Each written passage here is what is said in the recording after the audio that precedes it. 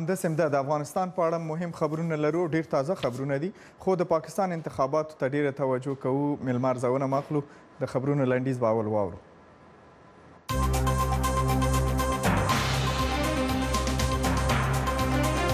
د مهمو خبرونو سرټکي.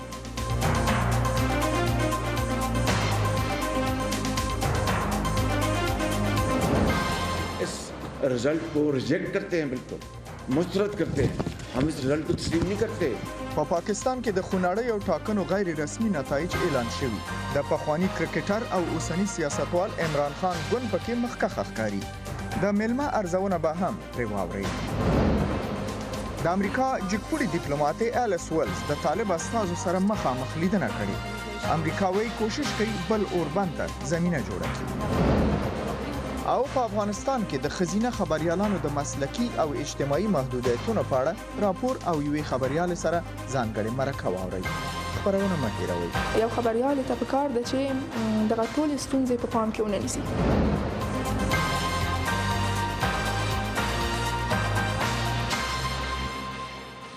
ستړي مه شئ. نن د پاکستان د پارلماني انتخاباتو په نتایجو او د نوي حکومت په سیمه ییزه سیاست راپور او مطرح څېړونکي ارزونه اخلو.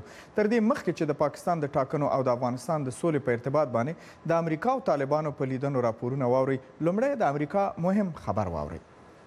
د امریکا د بهرنیو چارو وزیر مایک پامپیو پرون وروسته د هغه نه د دیموکراتانو او جمهوري غوښتونکو د خوا نه تر سخت فشار لاندې راغی چې د کانګرس غړو ورڅخه د جمهور رئیس ډانلډ ټرمپ د بهرنۍ پالیسۍ په ځانګړې توګه د جمهور رئیس ټرمپ او جمهور رئیس پوتین د یو په یو لیدنې په اړه سختې پوښتنې وکړلې.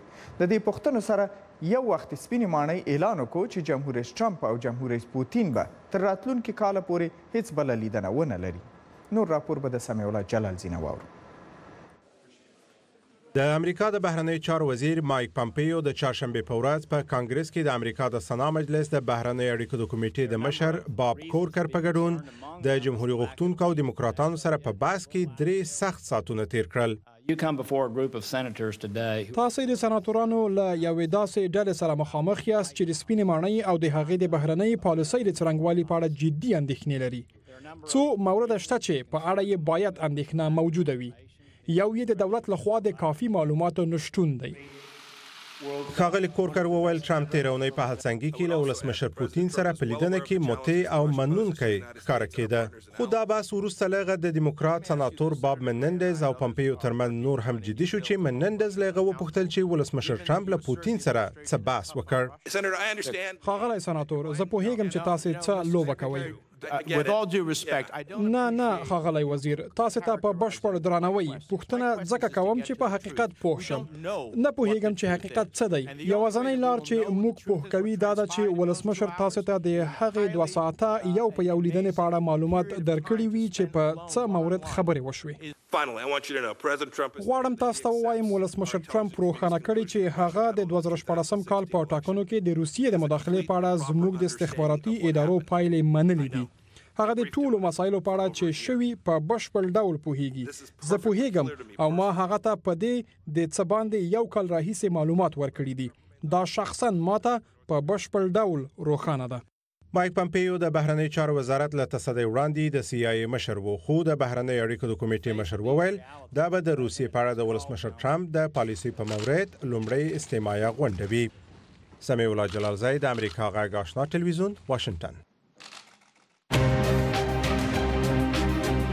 افغانستان او نړۍ په اړه تازه خبرونه، سیاسي تحولات او وړاندې څېړنې، د پیښو کره کتنه او ژوره څېړنه د امریکا غږ آشنا ټلویزیون د تازه خبرونو او جامع راپورونو موثقه منبع.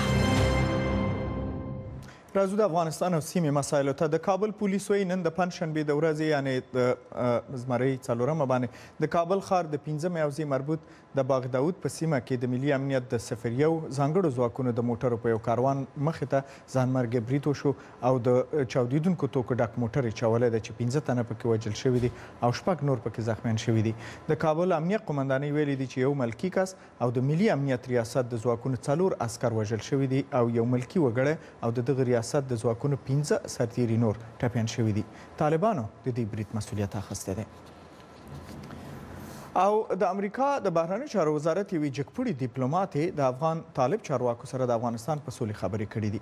د جنوبي او مرکزي اسیا دپاره د بهرنیو چارو د وزارت استازي ایلس ویلز د سولې د خبرو دپاره د زمینې د برابرولو دپاره البته د طالبانو سره خبرې کړي. په دې هکله باندې زما همکار احمد شکیب دوست نه نور جزئیات اخلم چې د کانګرس د ماڼۍ د مخې نه به راسره دوست صاحب ستړي مه شئ. داسې مشخص څه ویل شوي دي چې دا لیدنه واقعا چیرته شوې او چا سره شوې؟ آشنا صاحب تاسو پوهیږئ چې میرمن ایلس ویلز د افغانستان او پاکستان په چارو کې د امریکا جګپوړي ډیپلوماټ او ډیره فعاله ډیپلوماټ ده. د وال سټریټ ژورنال ورځپاڼې خبر ورکړی چې میرمن ویلز په قطر کې د طالبانو د سیاسي دفتر له غړو سره لیدلي دي. خو دا رنګه دا ویل شوي دي چې د دغو خبرو هدف د سولې د ممکنه خبرو لپاره د اساساتو برابرول دي. د امریکا د بهرنیو چارو وزارت په قطر کې د طالبانو او میرمن ویلز د لیدنې په اړه له تبصرې ډډه کړې ده، خو ویلي دي چې میرمن ویلز په دوحې کې د قطر د بهرنیو چارو له وزیر او نورو قطري مقاماتو سره د افغانستان د سولې په باب او د افغانانو په مشرۍ د سولې د خبرو اترو په باب خبرې کړې دي. امریکایي ډیپلوماټان او پوځیان دواړه د افغانستان د حکومت د سولې له پلان څخه ملاتړ کوي. همدغه یوه ورځ مخکې په پکتیا کې په افغانستان کې د قاطع ملاتړ د ماموریت قوماندان له طالبانو څخه مننه وکړه چې د اختر په ورځو کې د اوربند مسله مراعات کړله.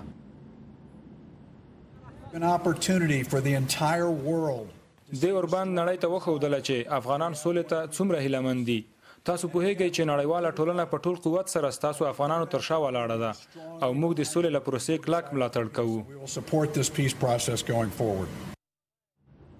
د ریپورتونو په اساس د امریکا ولسمشر ډونالد ټرمپ خپلو ډیپلوماټانو ته لارښوونه کړې ده چې له طالبانو سره د مخامخ مذاکراتو د زمینې د برابرولو لپاره کار وکړي. څو ورځې مخکې خبر خپور شو چې یو شمېر امریکایي استازو په قطر، متحده عربي امارات او افغانستان کې له طالب استازو سره لیدلي دي، خو طالبان دغه لیدنو کتنو جزئیات نه شریکوي او په دې اړه تبصره نه کوي. د امریکا د بهرنیو چارو وزارت دریځ څرګند دی. امریکایان وایي چې د سولې لپاره له هرې لارې چارې څخه استفاده کوي، خو د سولې مذاکرات به د افغانانو په مشري او د افغانانو په مالکیت وي. آشناس مننه دوست صاحب. کار معلومات هم راشي زموږ لیدونکي کولی شي چې د امریکا غږ د ویب پاڼې نه او په ټولنیزو رسنیو یې زموږ نه واخلي. کور ودان مننه. او راځو د پاکستان مسلې ته. د پاکستان د خونړیو انتخاباتو ابتدایي پایلې نن څرګندېږي. د لومړنیو غیر رسمي نتیجو نه څرګندېږي چې د پاکستان تحریک انصاف ګوند د ملي اسمبلي زیاتې څوکۍ ترلاسه کړي دي. په دې ټاکنو کې د پوځ د خوا نه د جالکارۍ او لاسوهنو ډېرې نیوکې هم شوي دي او جزئیات به یې د خپل همکار برېښنا عمر خیل نه واخلو چې د خبري څانګې نه راسره ده. برېښنا جانې تازه معلومات څه رسېدلي په دې اړه تر اوسه؟ آشنا صاحب ویل کېږي چې د تخنیکي ستونزو له امله تر اوسه د رایو له نیم نه کم یعنې 40% رایه شمیرل شوي دي چې پکې د تحریک انصاف ګوند مشر 15 کلن عمران خان مخکې دی او د انتخاباتو د کمیسیون په وینا د ملي اسمبلی له 272 څوکیو څخه 119 څوکۍ ګټلې دي. هر ګوند چې د ملي اسمبلی 130 څوکۍ وګټي اکثریت حکومت جوړولی شي. د مسلم لیگ نون یا نواز او یو شمېر نورو ګوندونو سر له اوسه د دغه انتخاباتو نتایج رد کړي دي. نن د اسلام آباد او کراچۍ په سړکونو د تحریک انصاف د ګوند پلویانو د انتخاباتو غیر رسمي پایلې ولمانځلې چې عمران خان پکې مخکښ ښودل شوی. جو ماضی میں ہوتا رہا ہے نا دغه مافیا اوس یوه پخوانۍ کیسه ده. اوس به تحریک انصاف حکومت جوړوي. دا اشتهارونه ګورئ ټولو خلکو تحریک انصاف ته رایه ورکړه. د عمران خان د ګوند نه وروسته مسلم لیگ نون چې د بندي شوي پخواني صدر اعظم نواز شریف د ورور شهباز شریف په مشرۍ په مخ ځي تر اوسه 40 څوکۍ ګټلې دي او د بلاول بوټو په مشرۍ پیپلز ګوند 29 څوکۍ ګټلې. شهباز شریف یوې خبري غونډې ته ویلي په ټول سیاسي ژوند کې داسې ډارونکی حالت نه ولیدلی. موږ پایلې په مکمله توګه ردوو او نه یې منو. زه یو ډیر سوله غوښتونکی انسان یم او غواړم هر څه په مخ ولاړ شي.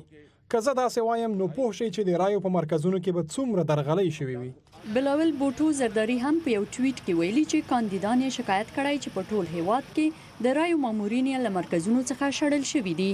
د انتخاباتو د کمیسیون چارواکو ژمنه کړې چې د دې ادعاوې پلټنې به کوي او د ټاکنو بشپړ پایلې به نن د ورځې په پای کې اعلان کړي. د دغه کمیسیون یو چارواکي بابر یعقوب ویلي چې انتخابات 100% شفافه او عادلانه و، خو دا تورونه یې رد کړي چې ګواکې د درغلیو له امله د پایلو اعلان ځنډېدلی.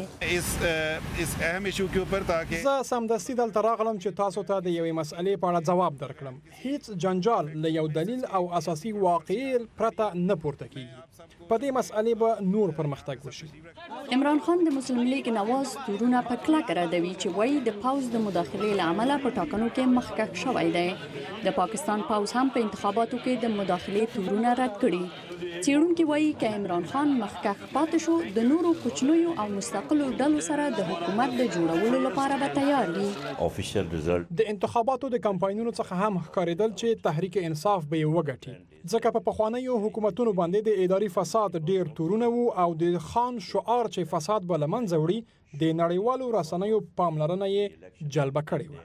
دا د پاکستان په 80 کلن تاریخ کې تر ټولو خونړي انتخابات بلل شوي چې په بیلابیلو بریدونو کې څه د پاسه 180 کسان وژل شوي. په ورته وخت کې دا په پاکستان کې دوهم وار دی چې یو ملکی حکومت خپل قانوني دوره بشپړوي او سیاسي واکمني به د عمومي انتخاباتو له لارې بل ملکی حکومت ته وسپاري.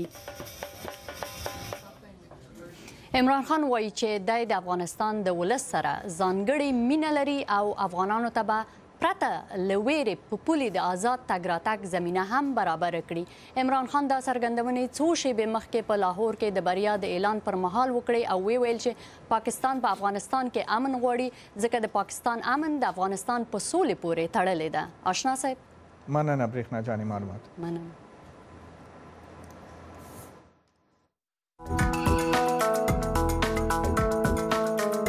خپل حق لپاره مبارزه هڅه غواړي او دا هڅه هغه وخت نتیجه ورکوي چې تاسو خپل ارزښت ثابت کړئ. د ښځې سوکالي او تعلیم د څو نسلونو تعلیم او سوکالي ده. ښځه د ژوند ښکلې نغمه ده، هغه نغمه چې یوازې ویښ وجدانونه او هوښیار فکرونه یې اورېدو ته لیواله دي. ښځه مور ده. د هر اولاد لپاره دا حتمي ده چې د مور قدر او احترام وکړي. ښځه د مبارزې، زیار، قربانۍ، حوصلې، ښکلا او مینې څرګند تصویر. د امریکا غږ آشنا تلویزیون د ښځو لپاره د ښځو لخوا ځانګړې خپرونه وګورئ. راځو د ښځو اړوند یوې موضوع ته په افغانستان کې د افغان خبریالانو په وینا باندې د افغانستان روان وضعیت د خبریالانو او په مجموع کې د ژورنالیستیکي فعالیت ساحه محدوده کړې ده او اکثریت خبریالان د ناامنۍ له امله منظم کار نشي کولی او حتی په مرګ تهدیدېږي. په دې برخه کې ښځینه خبریالان تر ټولو زیاتې ستونزې لري. په دې ارتباط باندې زما همکاره نوشابه اشنا ما سره په سټوډیو کې ده او نور جزئیات به ترې واخلم. نوشابه جان ستړې مه شئ، پروګرام ته مهرباني.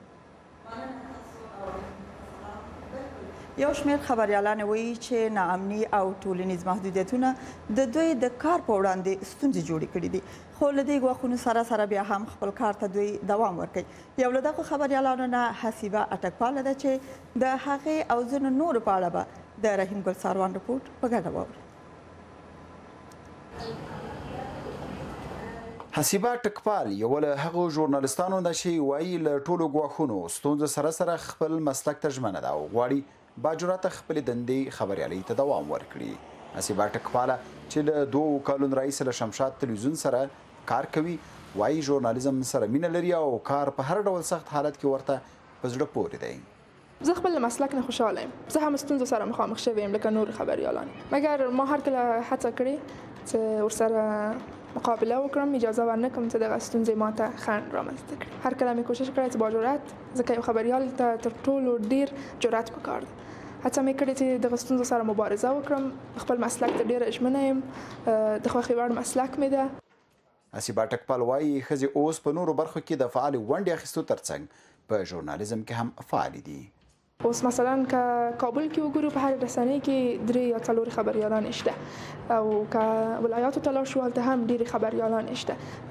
یعنی د افغانستان په سطحه زرګونه خبریالان موږ لرو. خو ښځینه ژورنالیستانې دا هم مني چې له یو لړ داسې ستونزو سره مخ دي چې کار ورته سختوي. حسیبه ټکپال هم مني چې د کار په وړاندې ستونزې شته. تاوتریخوالی شته. افغانستان کې په عموم ښځینه تاوتریخوالي سره مخامخ دي. خبریالان هم ګڼو ستونزو سره مخامخ کیږي. خو زه فکر کوم یو خبریال ته پکار ده چې دغه ټولې ستونزې په پام کې ونه نیسي.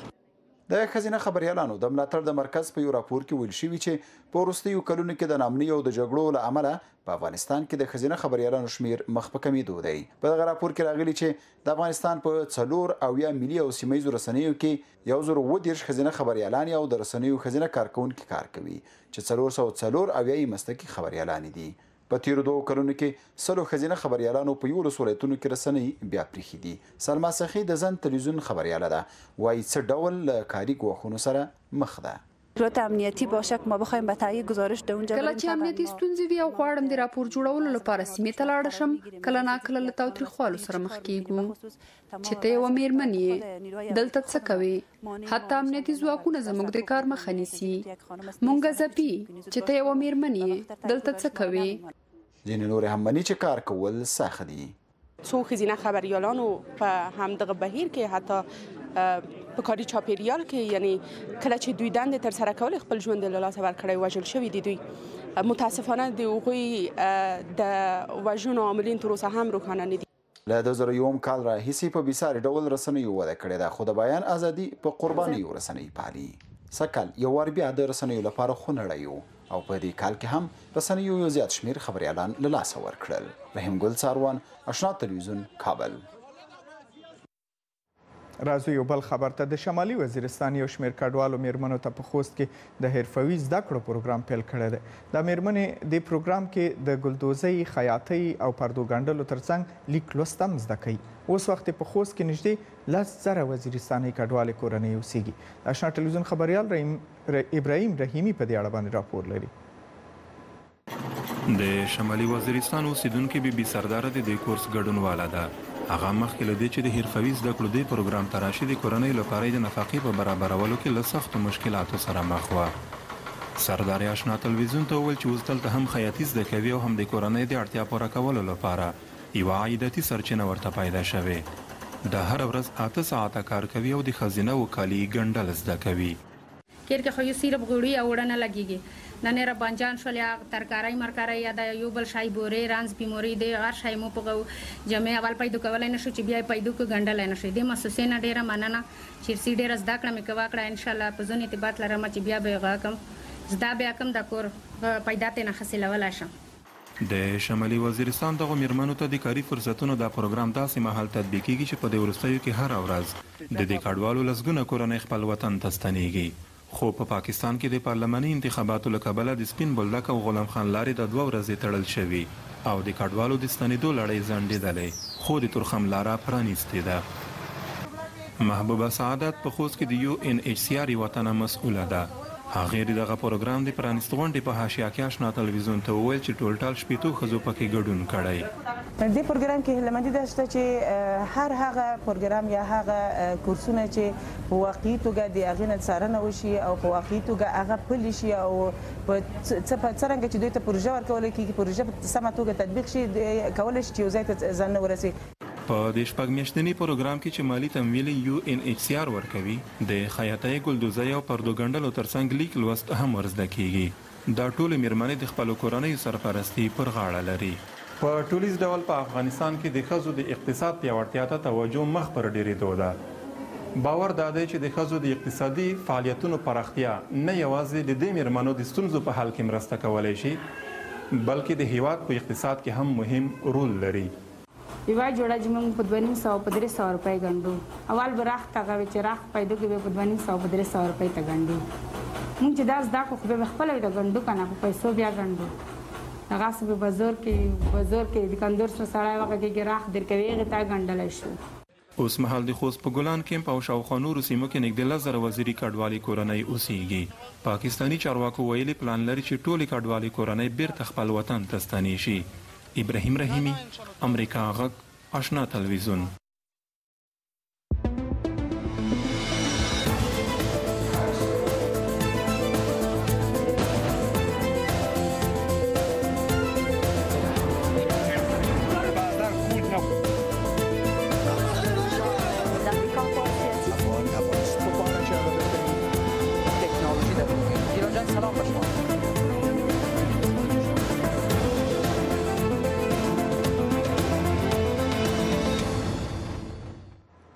اوس هم یو مهم علمي خبر واورئ. ساینس پوهان وایي د مریخ په تل کې د تروو اوبو یوه زیرمه لیدل شوې ده چې د دې تحقیق سره په مریخ سیارې کې د ژوند کولو امکان هم زیات څرګندېږي.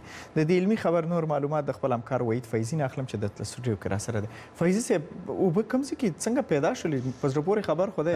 بالکل اشنا صاحب، تازه موندنې یا تازه څېړنې خو دا دي چې اروپایي ستورمزلې اوس په دې کار کوي چې په مریخ کې د اوبو شتون قطعي کړي. د اروپایي ستورمزلو دغه موندنې ساینس پوهان هم حیران کړي دي او اوبه چې د ژوند یوه مهمه برخه ده، ساینس پوهان له پخوا څخه دا هڅه کوله چې په مریخ کې اوبه پیدا کړي. د تګزاس په پوهنتون کې فزیک پوه کاسي سټورمن چې په 2014 میلادي کال کې په مریخ کې د یخ یوه لویه ټوټه موندلې وه، وایي دا څېړنه که دقیقه وي نو دا به لومړی ځل وي چې موږ په مریخ کې د اوبو د موجودیت شواهد لیدلي. بل پلو ساینس پوهان وایي چې د جمعې په شپه به په سپوږمۍ به تندر ونیسي. دا تندر د پیړۍ تر ټولو اوږد خسوف یا د سپوږمۍ تندر نیونه بلل کیږي. ناسا وایي دا خسوف به 1 ساعت او 43 دقیقې وي او په شرقي افریقا او مرکزي اسیا کې پوره لیدل کیږي. د سپوږمۍ د تندر نیولو موده ځکه اوږده ده چې سپوږمۍ په بشپړ توګه د ځمکې له کرې له مرکزي سوري څخه تیریږي. اشنا صاحب، مننه فیضي صاحب. دا به نو سبا ماښام خامخا په واشنګټن کې هم کولی شو. ګورکور ودان ډېره مننه. موږ هم راځو بیرته د افغانستان مسلو ته، خصوصا دا چې موږ په افغانستان کې د ښځو په ستونزو او په مشخصه توګه د ښځینه خبریالانو په ستونزې خبرې کولې. نوشابه اشنا ما سره په سټوډیو کې لا هم ده. نوشابه جانې مهرباني تاسې. بالکل، ستونزې په دې هکله ډېرې مطرح شوي دي. په تازه هڅو کې د بې پولي خبریالانو د مرکز په بلنې یو شمېر خبریالان پاریس ته بلل شوي دي. په دې ډله کې د افغانستان د ښځینه خبریالانو د ملاتړ د مرکز مرستیاله او د مرسل د مجلې چلوونکې آمنه معیار هم شامله ده او نن موږ ورته بلنه ورکړې ده چې د پاریس نه په سکایپ موږ سره د ښځینه خبریالانو په ستونزو خبرې وکړي. آمنه جان، ستړې مه شي. السلام علیکم، مننه. سلامت اوسئ اشنا صاحب. خوشحاله یم چې زموږ بلنه منلې ده. د بې پولي خبریالانو مرکز د خبریالانو د خوندیتوب په اړه په خپلو ورکشاپونو کې څه وایي؟ موږ یو 4 ورځنی ورکشاپ درلودو چې د مرکز غړي په دې ورکشاپ کې ګډون درلودو او دلته مو په ځینو مهمو مسایلو لکه د ستراتیژیک پلان جوړول، د بزنس پلان جوړول، پروپوزل لیکل او د افغانستان کې د ښځینه خبریالانو د لومړیتوبونو ګوته کول هدف او منظور دی. په دې ورکشاپ کې هغه څه چې موږ ترلاسه کړل یعنې واقعا ګټور وو، ځکه افغانستان اوس هغه 19 کاله یا 13 کاله مخکینی افغانستان نه دی. موږ غواړو له نړیوالو سره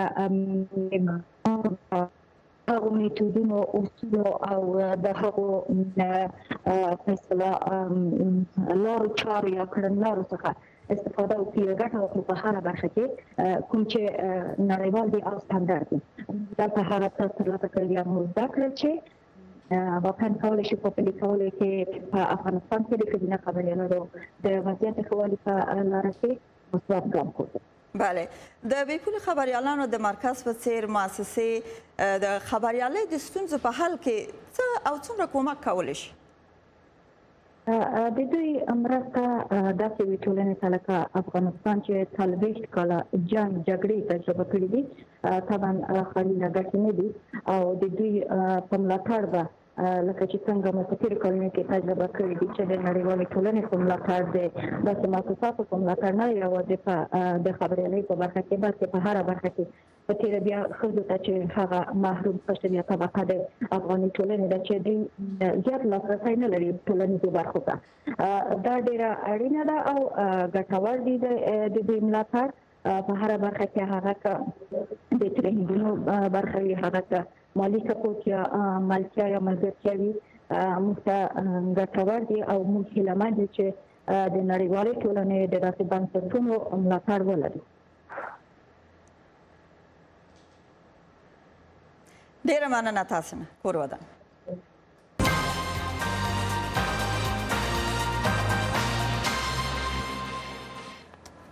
راځو د افغانستان په اړه یو بل خبر ته. د افغانستان ځوان سندرغاړی او ژورنالست ګودر زازی چې سندرې ډېر مینوال هم لري، زه هم کله کله خوښومه، وایي چې د خپلو سندرو او شعرونو د لارې نه د سولې پیغام خپروي. د هغې یوه وروستۍ سندره چې شعر هم خپل دی د جګړې ترخه واقعیتونه بیانوي. هغه وایي چې د موسیقۍ عاید نه دی ترلاسه کړی او په سندرو د خپله جیبه لګښت کوي. هدایت الله نوري د ګودر زازی د سندرو او کار په اړه راپور لري. نن مې بیا واورېدل په کلي. شاعر، ژورنالست او سندرغاړی ګودر زازی که څه هم تر دې مهاله یوازې لس سندرې ویلي، خو د مینوالو شمېر یې ورځ تر بلې په زیاتېدو دی. هغه وایي چې غواړي لږ خو ښې سندرې وایي. ګودر زازی له 8 کالو راهیسې سندرې وایي او د یو شمېر سندرو شعرونه یې هم خپله لیکي. د هغه وروستۍ سندره نه غواړم لوی شمه زه د جګړې ناخوالې بیانوي.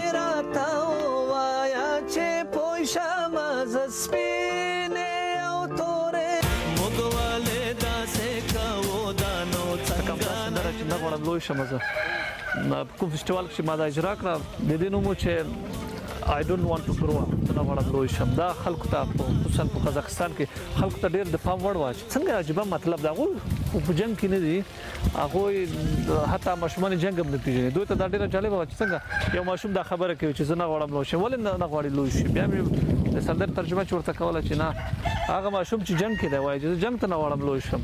نو دا دوی ته ډېره جالبه وه. ګودر زازی په دې وروستیو کې له هېواده بهر کنسرټونه اجرا کړي. هغه وایي چې غواړي هنر د افغانستان له کرښو اخوا نورو هېوادونو او ژبو ته غځونه وکړي. مطلب مې دا ده چې په نورو ژبو کار وکړم. هغه سندرې چې زما د زموږ وطن کې یو ډول د کمپوز او د فولکلوریک سندرو د دوی یو عجیبه کمباینیشن چې په انګلیسي کې ورته وایي ډېر ښه سره مخلوط کېږي او دا کولی شو چې په نورو ژبو کې د خپلې خبرې په نورو ژبو وکړو او همدې تخنیکي کمباینیشن چې دا عملي کار غواړي. ګودر زازی د موسیقۍ ترڅنګ فرهنګي کارونه هم کوي. دا په 2 رسنیو کې مختلفې برنامې پر مخ وړي. برنامې موسیقي است و ورته ورځم ګورم چې څوک دی. السلام علیکم. وعلیکم السلام. سلامونه زموږ د خوا نام قبول کړه ګودر صاحب. ګودر زازی وایي چې لا یې له موسیقۍ عاید نه دی ترلاسه کړی او ان تر ډیره په خپلو سندرو خپل له معاش نه لګښت کوي. هغه وایي غواړي د خپل هنر له لارې د سولې، د ښځو او ماشومانو د حقونو او نورو برخو کې کار وکړي. د ماشومانو برخه کې، د ښځو په برخه کې، داسې نورو برخو کې پروژې لري کار کوي. اول هغوی دپاره ځان جوړ کړم، بیا به عایدتي طرف ته پام کوم. د افغانستان دغه ځوان سندرغاړی وایي چې ډېرې سندرې یې تیارې کړي، خو ځکه یې نه خپروي چې هغه غواړي په ښه معیار یې مینوالو ته وړاندې کړي. هدایت الله نوري، امریکا غږ آشنا تلویزیون، کابل.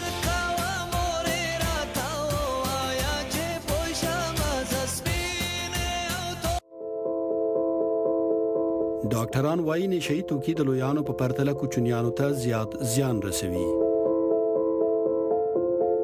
نو کوچنیان مو په نشئی توکو له روغتیا کېدو څخه وژغورئ.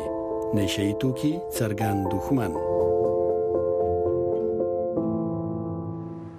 د آشنا ټلویزیون خبرونه په همدې سره پای ته رسیږي، خو د امریکا غږ په انټرنیټي پاڼه تازه خبرونه، راپورونه او د نړۍ په زړه پورې معلومات هم لیدای شئ، لوستی شئ او اورېدلی شئ. تر بیا هم په خدای سپارو.